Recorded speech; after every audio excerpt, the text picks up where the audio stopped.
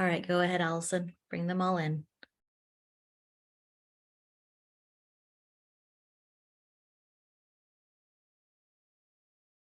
Hello, good afternoon, everyone. We'll just give one more minute for folks to keep entering into the room, and then we'll get started.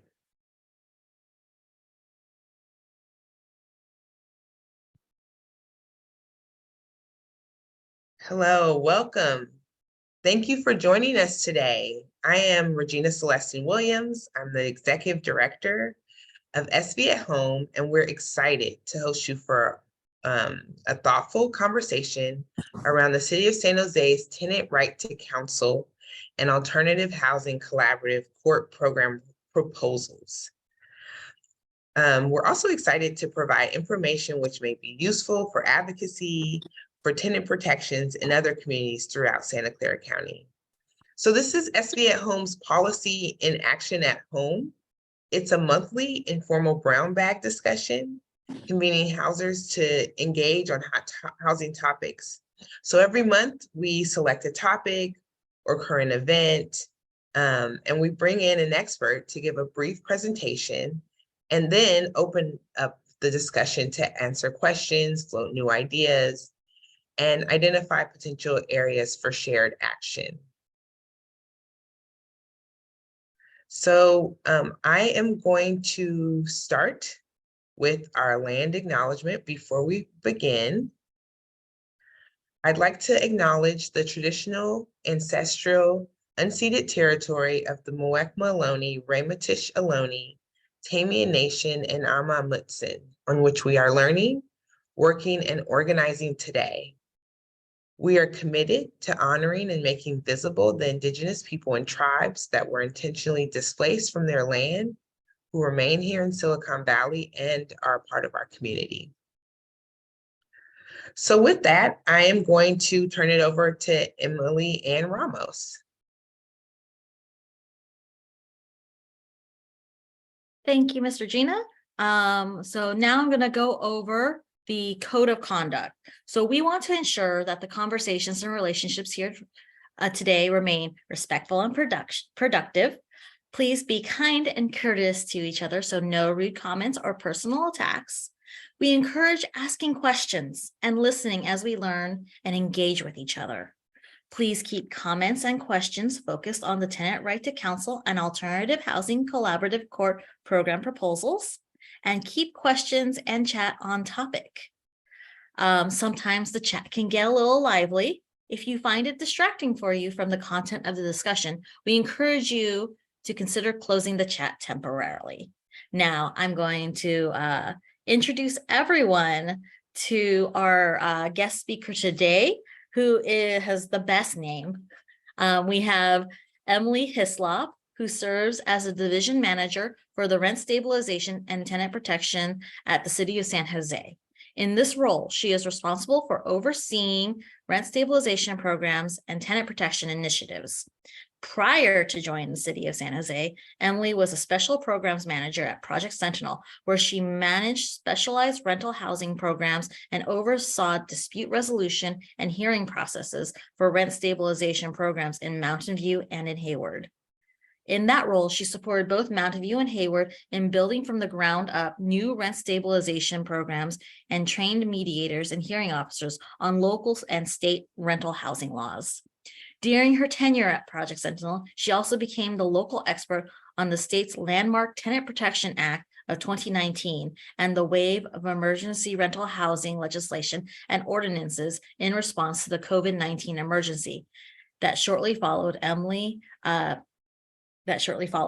Now, Emily has given multiple presentations on the California rental housing laws to the public, legal professionals, and local government staff. Prior to her career, she has worked over 15 years in the legal field, both as an attorney and a paralegal.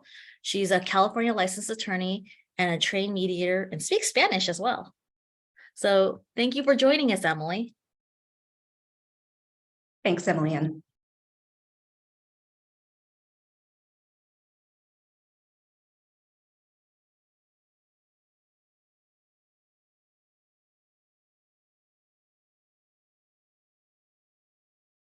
Corey, I think you could stop sharing now.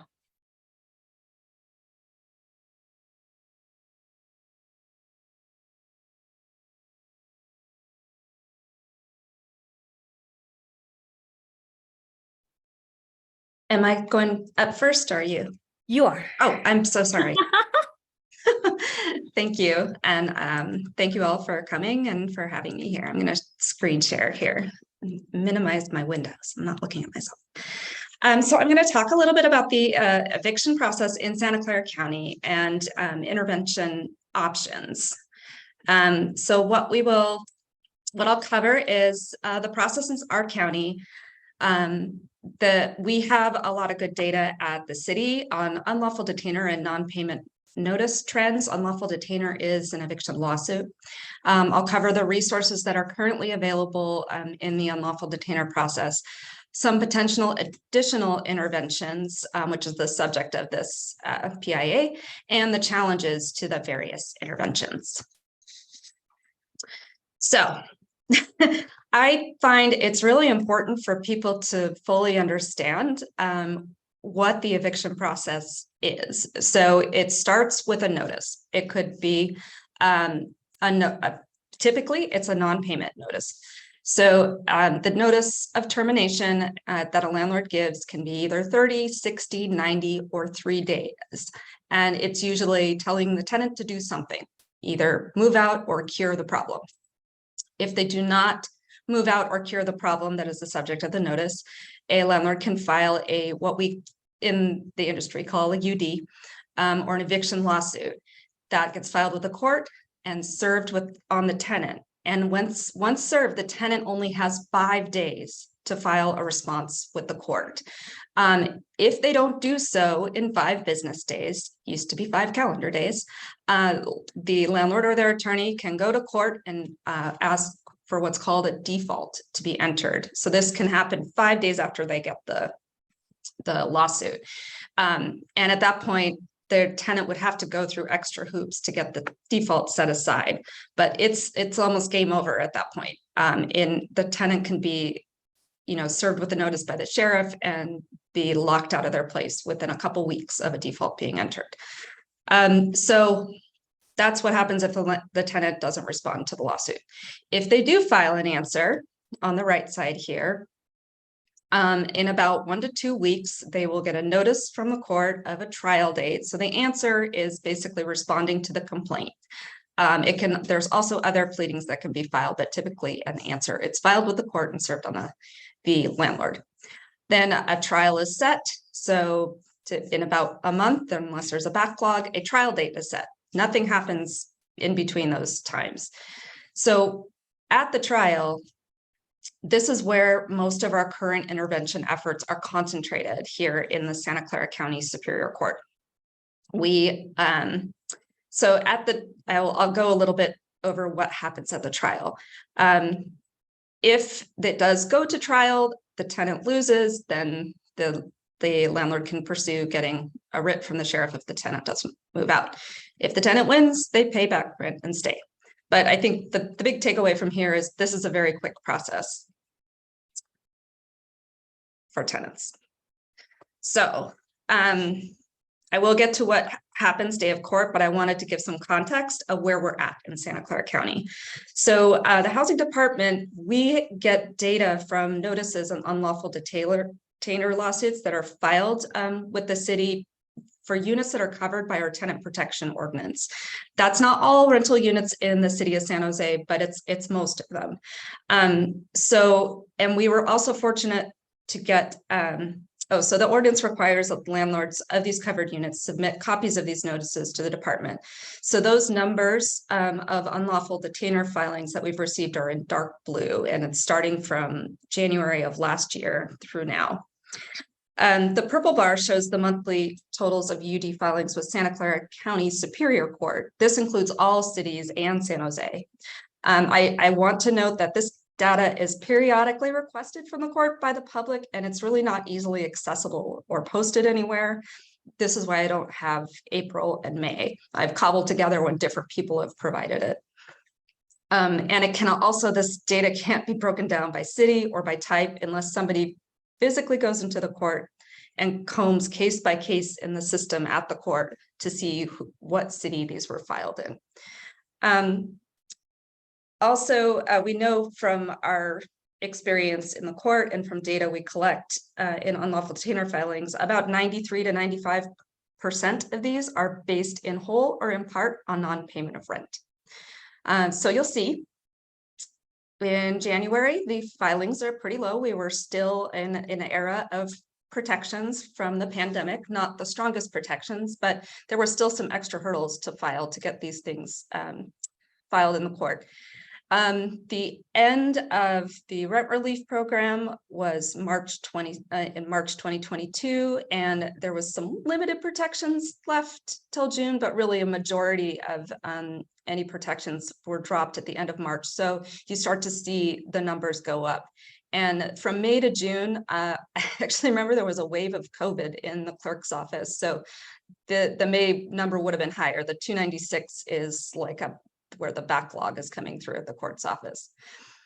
But this is where it's alarming for a lot of us, is that the numbers just keep going up and up and up, and they're still not coming down.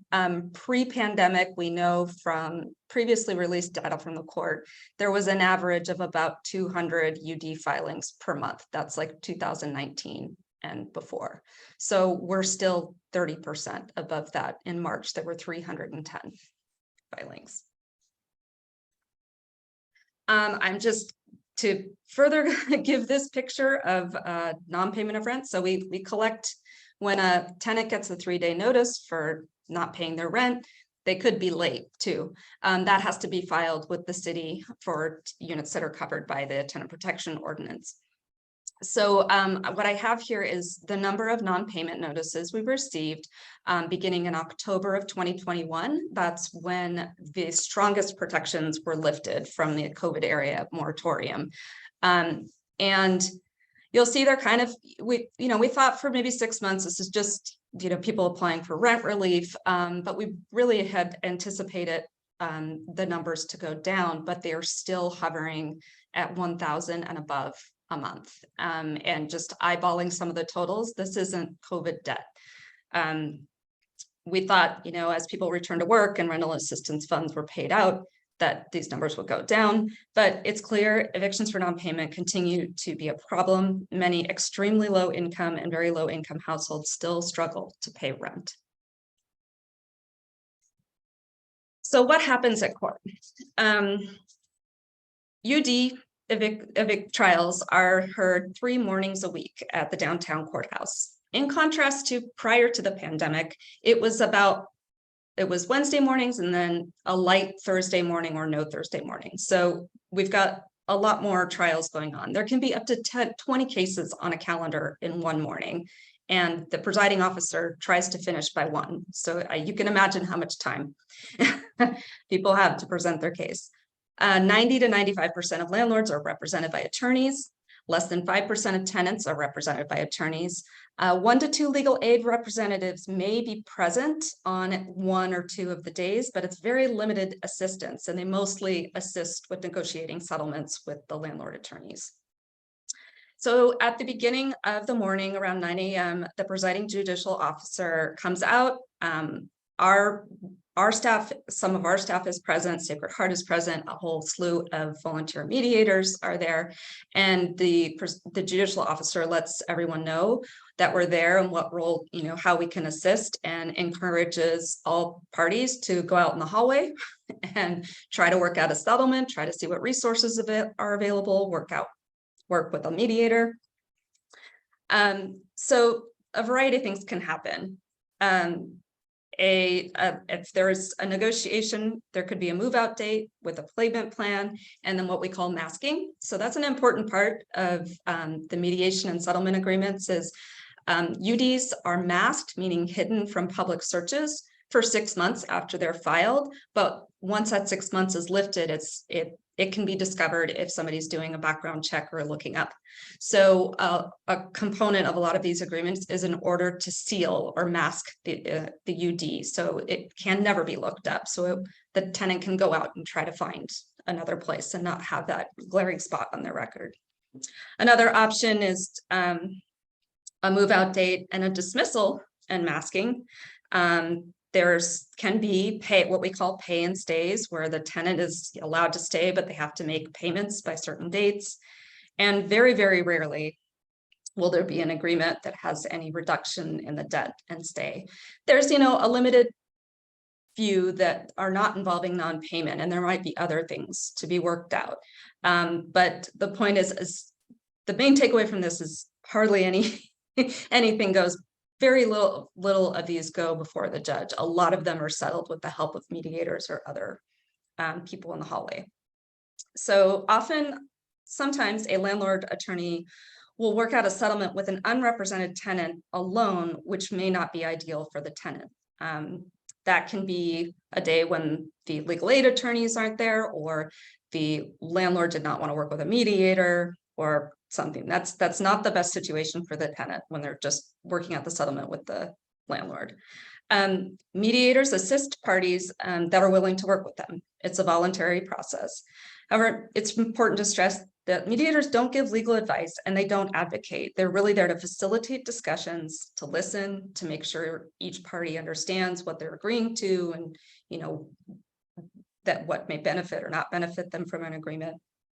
And the legal aid attorneys that when they are there, they only assist, and these are the ones that aren't there to represent, they're just there helping people who have trial that day.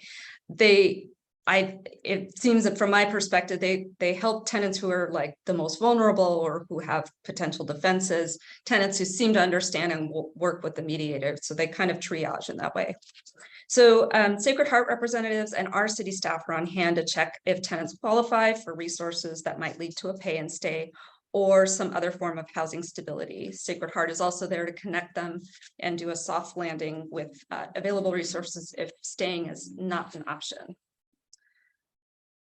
So the partners that are present on calendar and have been for several years, Project Sentinel has run a voluntary court mediator in-court day of court mediator program since 2017 in the Unlawful Detainer calendar. They also run these programs for small claims and civil harassment. Our city staff, rental assistance navigators, have been going to court since October 2021 to help tenants and landlords at that time look up their rent relief application, but now we help with our diversion program. And Sacred Heart Community Service started joining us too in early 2022.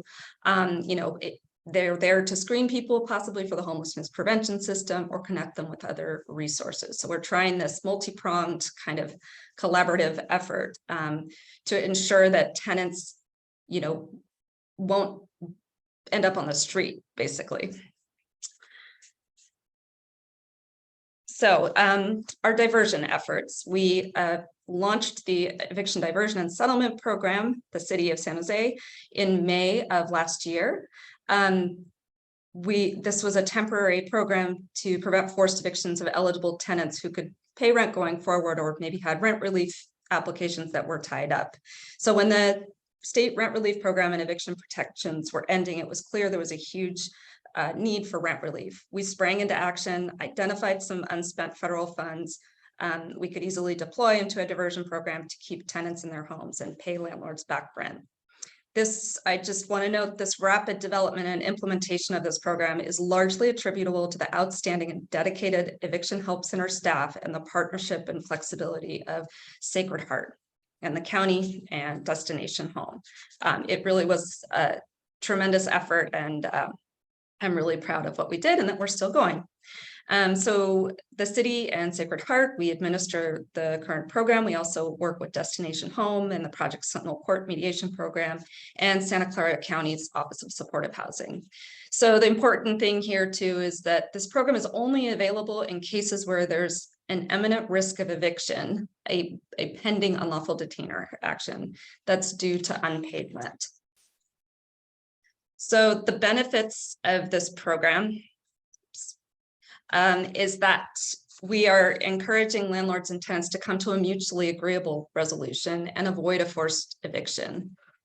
If if the diversion program is unable to cover some of the rent dump, we work with Sacred Heart or other agency to cover the deficit and help with future rent or transition to more stable housing. Ineligible parties, these are parties that have no means to pay, they really can't stay there. They're still connected with mediation and financial resources.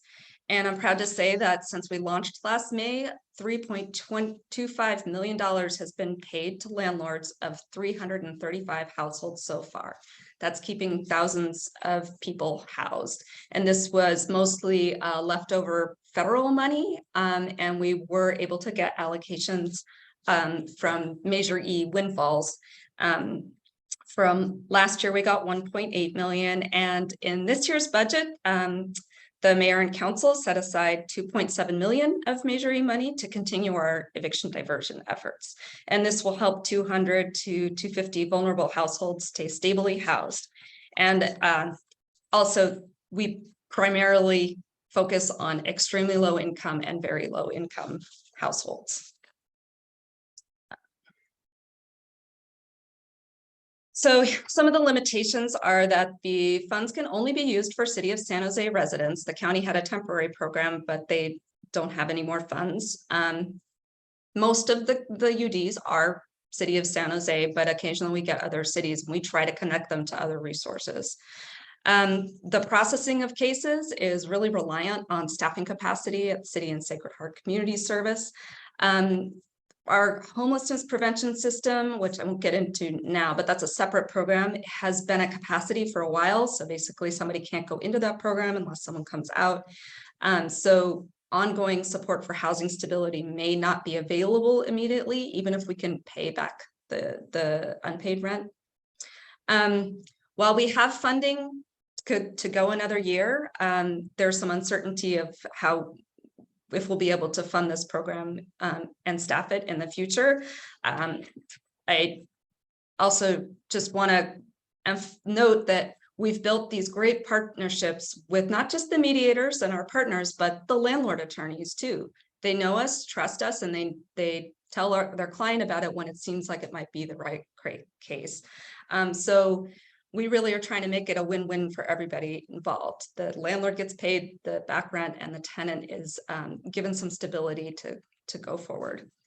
So we get participants during the UD court calendar, and we also get by referral or walk-in to one of our eviction help centers.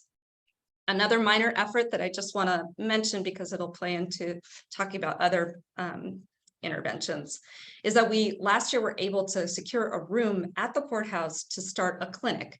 It's open to tenants and landlords involved in active or potential UD actions, and litigants receive assistance with court filings or legal referrals, so they will get sort of a fast track to self-help.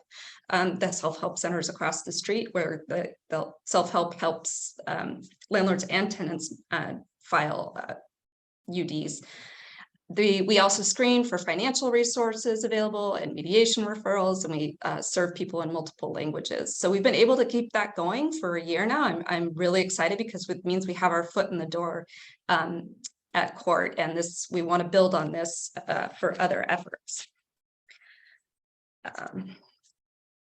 Okay, so the critical points of intervention. This will get me to talking about other potential interventions.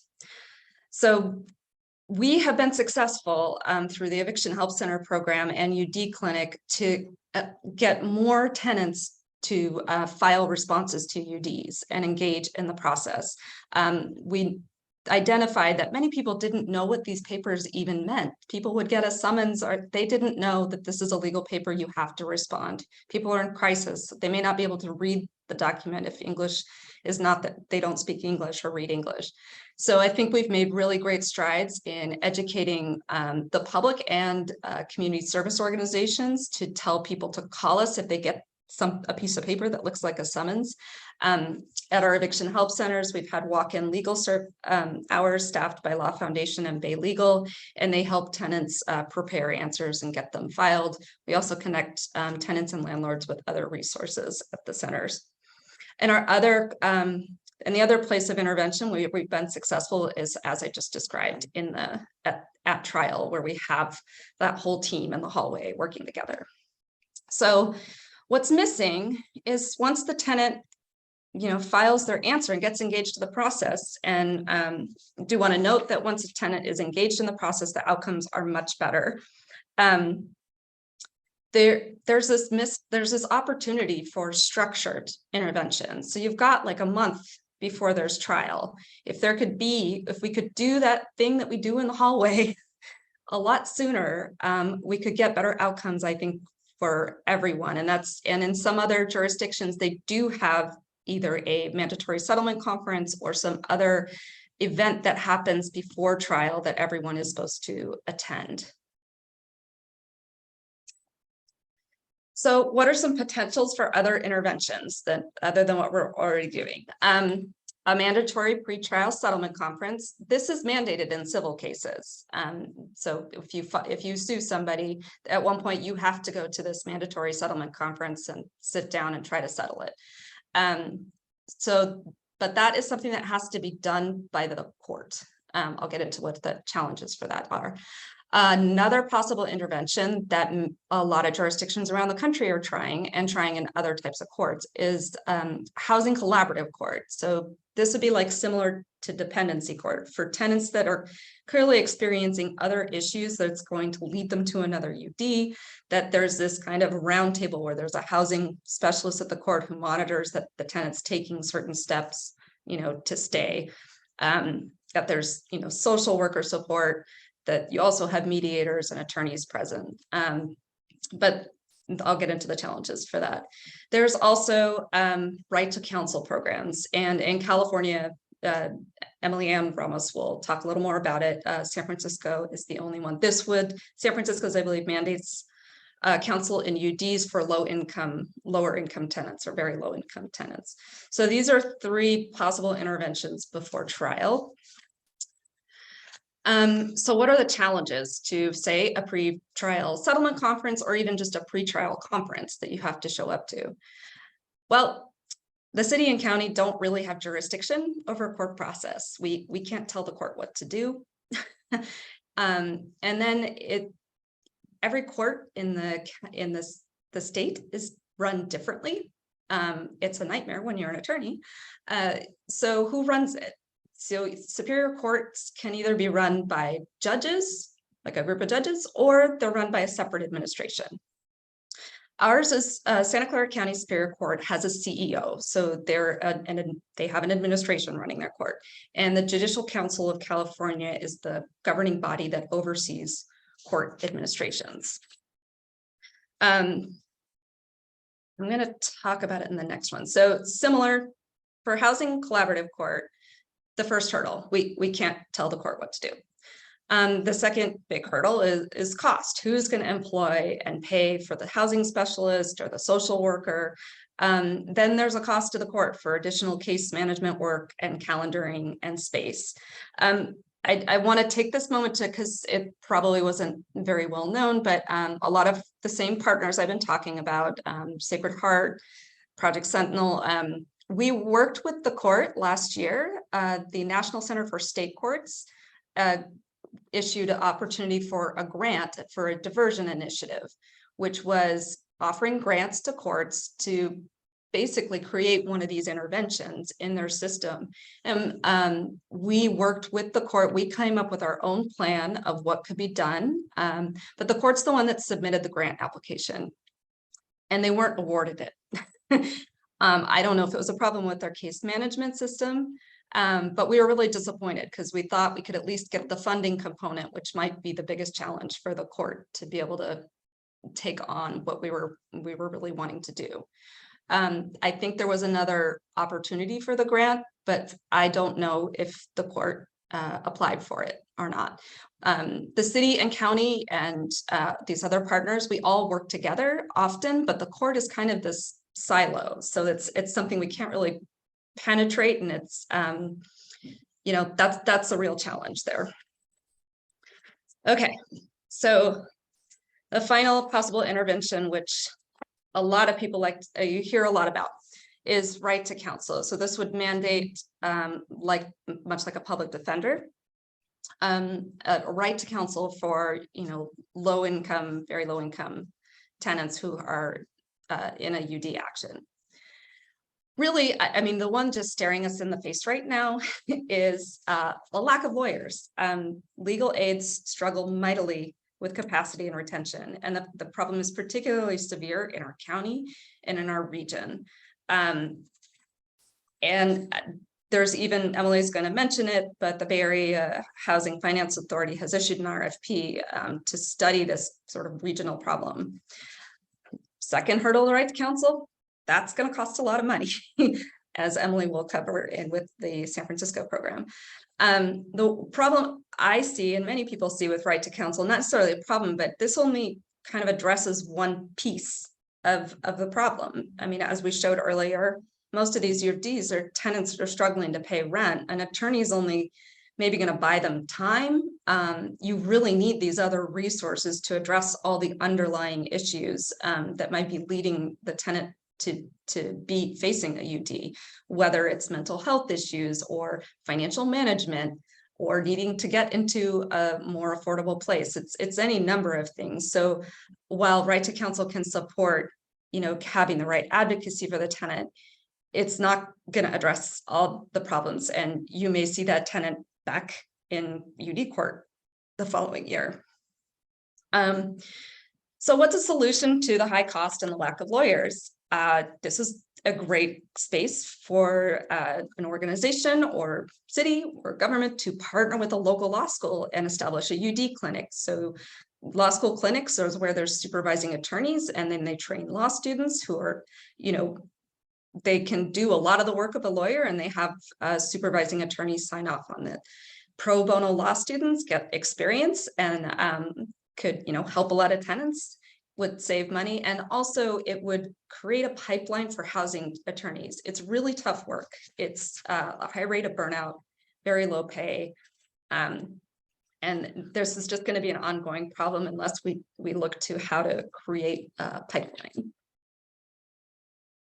So what are the takeaways? The main drivers of UDs, and Emily has some great data that will show some of the, and displacement in our county is high rent and a severe income gap. The other takeaway, a multi-pronged approach to eviction diversion is really necessary to promote housing stability. And a big one, we need court buy-in, partnership commitment in order to change or do anything to the eviction process. Last one, housing attorneys are needed. We've got a high rate of burnout and low pay. So my last slide is from a White House Summit on Eviction Reform, which was done late last year, which encourages states to work towards establishing permanent infrastructure to prevent eviction, to build on the work done across the country in the last few years with rental assistance and eviction diversion. That's what we want to build on here, and an emphasis on holistic court-based eviction diversion programs, which is what I'm talking about with the collaborative approach.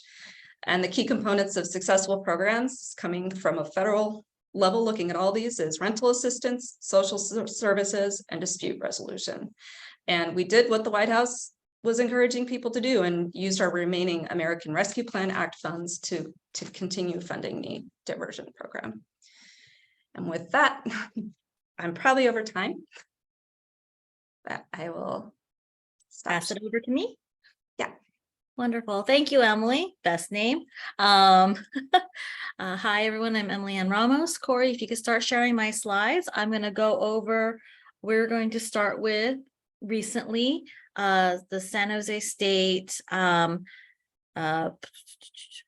Rights Institute just released their 2023 numbers for the Silicon Valley Pain Index, and what Emily Hislop was referring to of essentially the biggest cause of evictions is how high the rent is. So one of the first data sets that we also got from the Silicon Valley Pain Index is that 50% of renters in in Silicon Valley are burdened by housing costs. That increases to 58% of renters who are over the age of 65.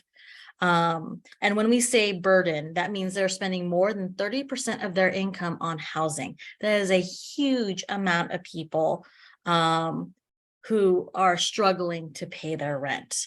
So Corey, if you continue on.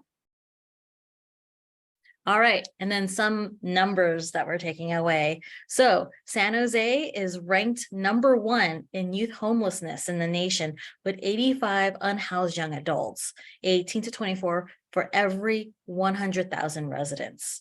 3.7 is the number of minimum wage jobs needed to cover the cost of a 2-bedroom apartment in San Jose. And then we have 295, which is the number of eviction filings of multifamily properties in November 2022, which is a significant increase from the 22 notices from April 2022, which was the first month landlords could file evictions after the suspension of the state protections against evictions. So, and then the next one. All right, 600. So that's the number of families that became homeless each year in Santa Clara County. 891, the number of houseless families, basically people with children in San Jose on a single night in January 2023, up from 401 from the previous year. And then $4,176 is the median monthly rent in dollars in San Jose, which is over a 6% increase from the previous year. So those are the numbers that we are working with. Those are the issues that we are facing here in our area. So as Emily explained some of the process and solutions as we go through our court system, let's move on to the next slide. Let's go over what other cities are doing. So currently, the city and county of San Francisco is currently the only jurisdiction in California with a right to legal counsel. And they did this through a Proposition F, which is No Eviction Without Representation Act in 2018. They do their contract with nonprofit services, and it is primarily for low-income residents. So what it does is that the city and county of San Francisco would establish, run, and fully fund a program to provide legal representation for all tenants within the city and county who are faced with legal proceedings to evict them from their residence. Now, this legal representation would be made available to a tenant 30 days after a tenant is served with an eviction notice or upon a service of an unlawful detainer complaint, whichever occurs first, and at least until such time that complaint is withdrawn or the case dismissed or judgment has been entered. One of the things that they are working on is one of the things they have to think about is how they fund it. And recently they increased their investment. They recently faced a budget cut due to COVID-19, but they increased their investment to a total of $16 million total for this program. Now, for closer to our area, the city of Palo Alto, in their suite of tenant protections, they voted to advocate to the county for a right to legal counsel. We have not seen an opportunity for that yet, but that is what Palo Alto has done and looks in terms of dealing with court evictions. The city of Mountain View has a robust rent stabilization program and eviction help center that does provide legal assistance to tenants who seek help in that eviction help center. So going back to Palo Alto and Mountain View, I'm going to remove that spotlight. So can y'all see me now? All right, sounds great. The reason why Palo Alto voted, the action that Palo Alto took to advocate to the county is that these are resources, these require large amount of resources that take more than one city to really take on. San Jose is a special case because it's a much larger city comparatively to the other cities in this county. And even countywide, it is a major lift. So BAFA, which is the Bay Area Housing Finance Authority, has also taken some time to establish an RFP, and this is an RFP to seek a consultant to conduct a regional eviction and housing legal services study. They want to utilize public court records, case data from legal service providers, and gather data using the survey or interviews with legal service providers to better understand the current eviction landscape in the Bay Area, identify the gaps and areas for improvement of the provision of legal service and other tenant support.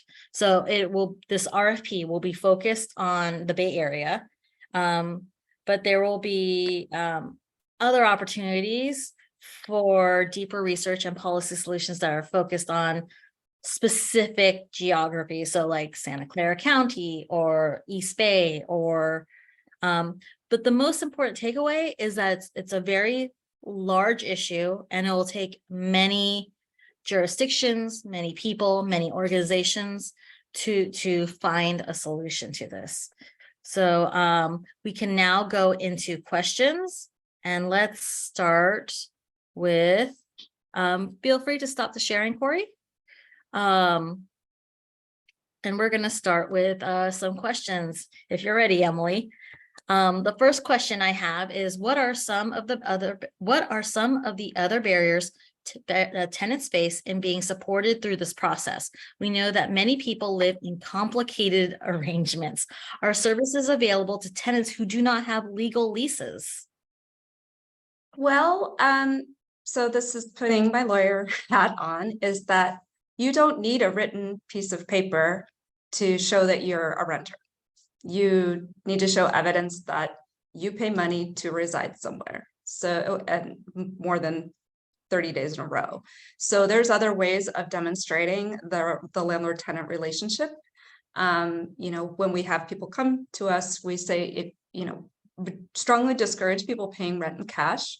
So you can get a money order, you can have, try to create a record or a receipt. But there's lots of ways to establish. You don't need a lease, like a lease document, to be able to prove that you are a tenant. All right, thank you for that. So we know that the City of San Jose is preparing some research on the right to counsel and a diversion program and other alternatives. Can these different approaches be integrated to make the whole process more efficient and effective? There's a question about whether also retired attorneys could be leveraged. I'll do the last one because that's easier.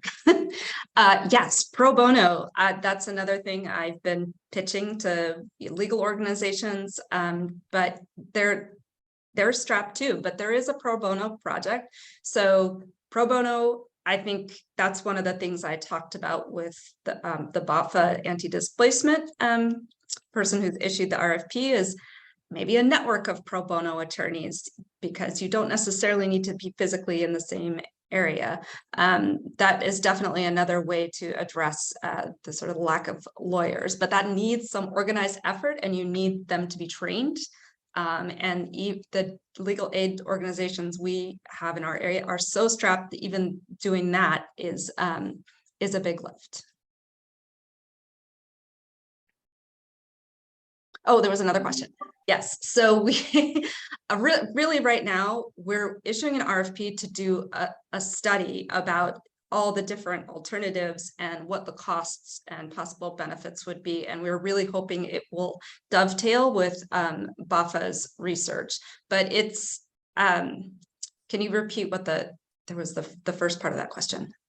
Yes. The first part of the question is that we know that the city is preparing some research on right to counsel, diversion programs, and other alternatives. Can these different approaches be integrated to make the whole process more efficient and effective? And that's one of the things we would want the consultant to look at. It's not just look at everything in a vacuum, but look at all the different, possible things on the menu, because a lot of jurisdictions across the country are doing different things and have used their federal grant money to try different programs. So we want someone to go out there and look at, what's been the most cost or beneficial, most bang for your buck, and what might work well with our our city. But we have the issue with the court itself too. There's only so much that's within the city's control. Great. So we appreciate that there are landlord attorneys that are interested in and engaged with these new programs. It seems like there could be a lot of common interest here. So what are the barriers within the court to create a more mandatory or structured process? I was hinting at it before, is that it's very siloed from the rest of it. It's hard to, we're kind of blocked off. And I was very hopeful last year with the diversion grant that we would get somewhere, and we did talk to them, but we're not sure. That they held an interview with us, the National State Courts, so I don't know if it's a lack of coordination. They could see that we were coordinated, but maybe they weren't seeing the coordination there. I understand that from an administrator's perspective, they just see this is cost. I need a staff member to do this. So I almost think that the pressure, or, not necessarily pressure, but the ask has to come from somewhere else. Okay. So this could be a very county-wide need, as we saw. How can different cities work together? To deal with these court evictions, to gain a more consistent policy framework throughout the county. It's kind of a broad question. I'm sorry, I'm not quite understanding. That could involve a lot of different things. No worries. I guess probably going back to the so what I would say about cities is to join in our partnership with the county and Sacred Heart, and because we are present in court. I mean, I know people in Mountain View, and there was a tenant there who had some back rent but was able to pay forward, and I texted them. But I think having a better coordination, because they don't need to be in the court, but if we could all work together, if they have their own resources for tenants who might be in that state of, I just need, to bridge this gap and I can stay in my home. I think that would be really beneficial. But yeah, like every city is structured differently, and but that's something maybe the county can help with. That can be some initiative that we work together with in the coming years, now that we're done with the pandemic, so to speak. I know we're not done. Does the city have the money approved for investing for this consultant study? That was a question from Letty. I think that she might be referring to the RFP. Yeah. So we were given council direction as part of the anti-displacement strategy in 20. I know Kristen is on here and she can correct me, but we still have ARPA funding. We still have federal funds, and it was our intention to utilize that funding to fund the study, but we got sidetracked with our diversion program, and that funding source has you got to spend it or you lose it. So, but that's one of the things we could likely spend it on. Great. So it seems like mediation was the most dependable resource for tenants in the past, and does this process, and this may be where we go back if we can't sustain the resources for the legal assistance or for the full diversion program, but would this process, does the mediation process also inform tenants of their legal rights and options? I know that there's other forms of support, but where they walk a fine line, because they can't be perceived to be giving legal advice or advocate. They all the UD court mediators are trained on the laws, so they know, but they can't enter the area of of making any legal conclusions. They can tell people about basic procedures in the process and what happens, and help the tenant or landlord work through consequences of each. And, what might be, not having water, that I think, that's a requirement for habitability under California law. What that would mean in front of the judge, the mediator wouldn't say.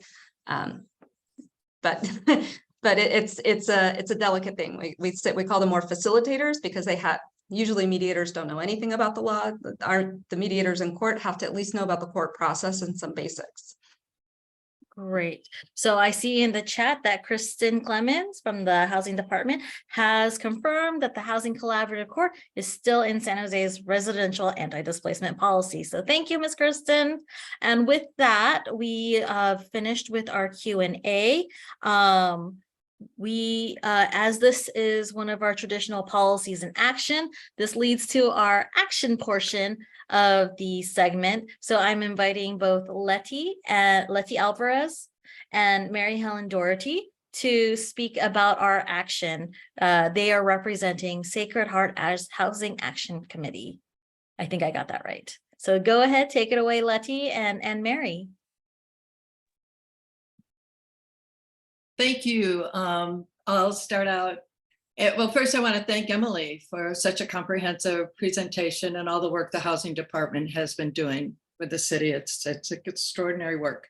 And we are SHAC, or what stands for the Sacred Heart Housing Action Committee, started in 2013 and have been very committed over the last years to doing whatever we can to impact our most greatest in needs renters in this community. And when we were becoming aware of the housing element, which has many policy strategies, we became really hooked on the right to counsel as one that we really felt would make a difference. And I appreciate the factoid that Emily presented about less than 5% of renters in the courts have the right to a counsel. So anyway, what we did is some power mapping and have met with a number of our city council members. And what we're asking at this point, and we have met with, let's see, Mamaruz Foley, Jimenez, Ortiz, Torres, and we've met with the staff of the mayor and also of Councilmember Davis. Is we're really asking to proceed with the study. We're aware that, yes, San Francisco is the only city or county, and it's a strange relationship because it is a city county, but a number of cities in the United States have done this program. We're very aware of the costs and have also, and I love your idea about the law school partnership as a way to do cost containment.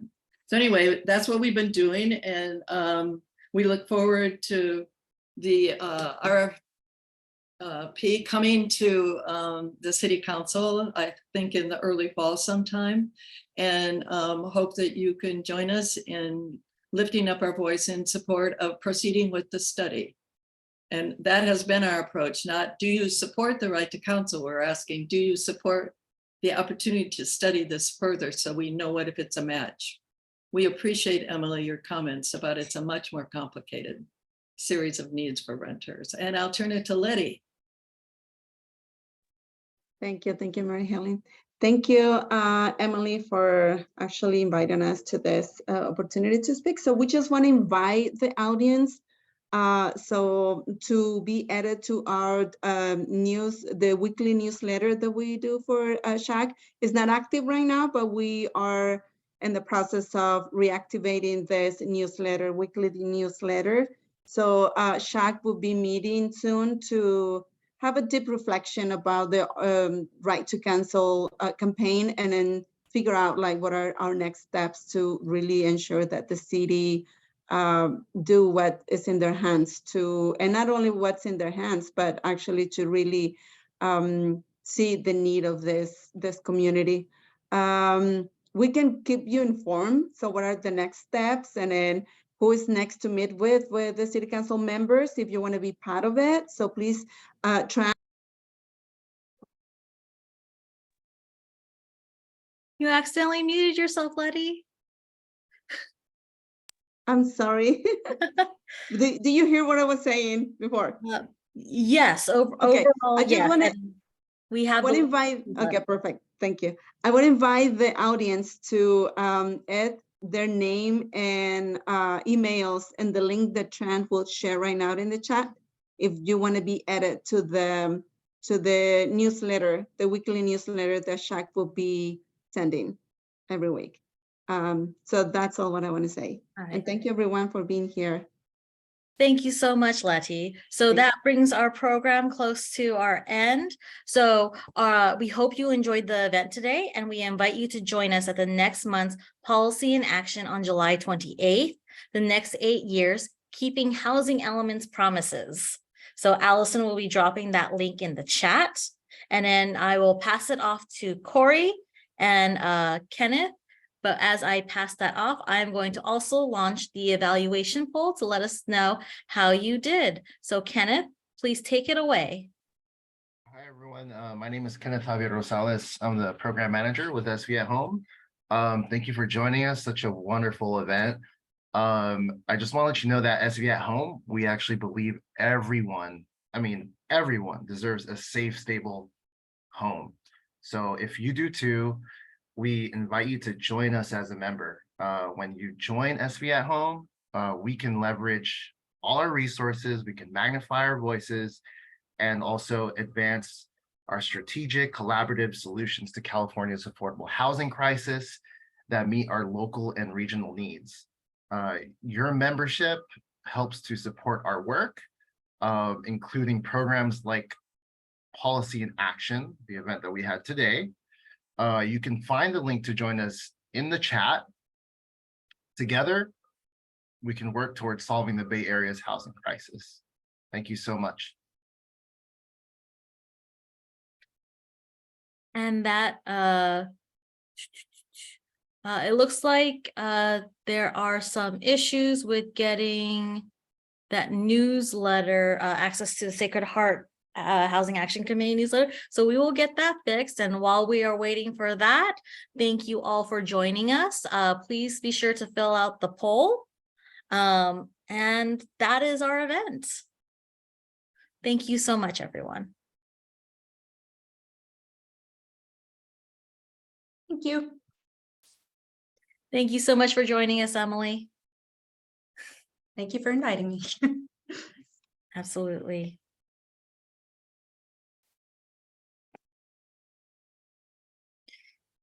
Stop recording.